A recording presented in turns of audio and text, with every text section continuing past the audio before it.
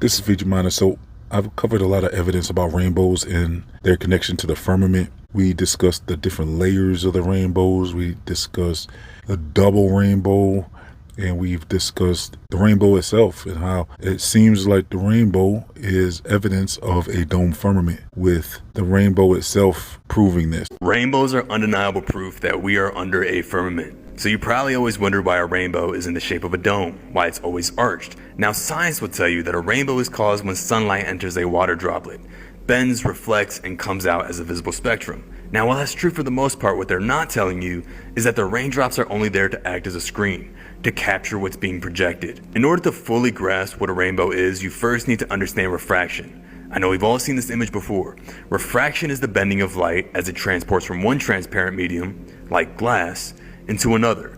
So here we have a white light hitting a glass prism and turning into a straight rainbow. But notice, we have never seen a straight rainbow. We've never seen a rainbow that forms right angles or one that goes straight up or straight down. It's always in the shape of a dome. And the funny thing is, to actually create a rainbow indoors, you need a mirror. You need a prism.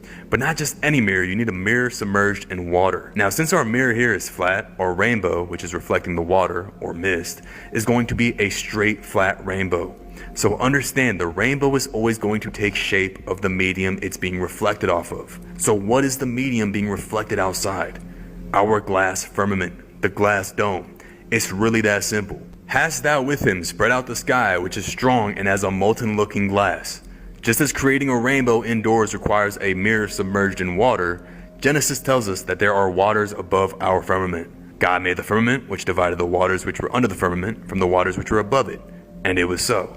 These are the very same waters that were released to flood the earth during the days of Noah. There's even several mentions in scripture of floodgates that God opens up from above to reset the earth. And you'll find the firmament and the same flood story in the Quran, the Vedas, and countless other cultures. So who's really being heretical here? Now take it a step further, look at this rainbow above an ocean.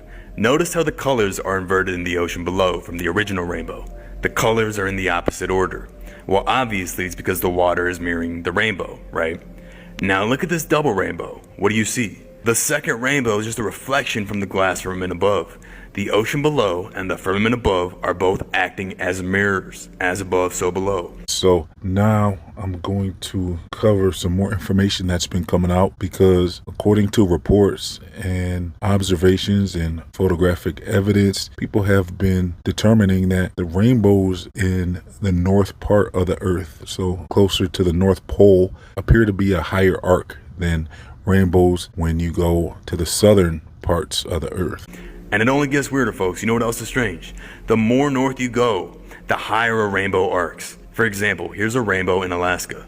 Notice how high that is. Go just a few hundred miles south and it gets lower in Canada.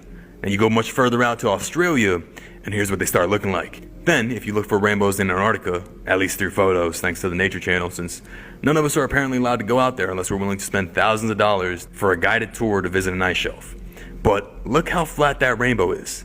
Just as the firmament's elevation changes the further you go out south, the rainbows you see also reflect that altitude. So on a Flat Earth Gleason's map, you would see how the dome firmament would cover the entire earth. And so what would be the cause of rainbows being a higher arch when you're towards the North Pole, and then rainbows being very shallow when you reach the Antarctic areas? So this doesn't make any sense on a globe Earth. This evidence appears to confirm the shape of the dome firmament. It's almost as if the rainbows are mapping out the entire dome firmament for you. So you have evidence that there is a firmament above us, and it shows us the shape of it, where it'd be more shallow towards the Antarctic region, or you could say the outer ring of the flat Earth. And also I've covered before how there's this encyclopedia that seems to admit that there's a firmament and that it was mapped out to be lower in the Antarctic areas, because the encyclopedia actually gives details about the height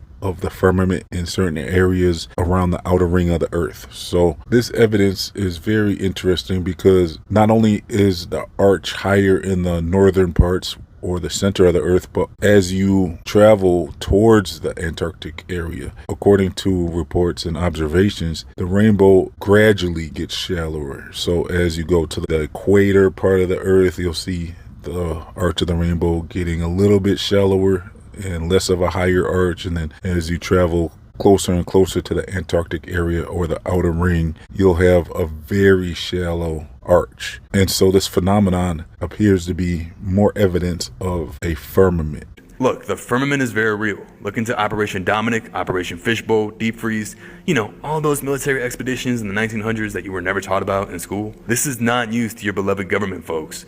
Once you start putting the creator's words to the test, all the lies we've been taught begin to fall apart. The earth is fixed and immovable.